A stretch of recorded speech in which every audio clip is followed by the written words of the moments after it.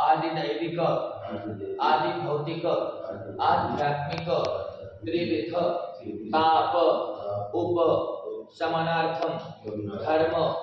अर्थ काम मोक्ष चतुर्विध पुरुषार्थ सिद्ध्यर्थम मम जन्म राशि नाम राशि व एकेचित विरुद्ध चतुर्थ अष्टम द्वादश स्थान स्थित अशुभ ग्रह पीड़ा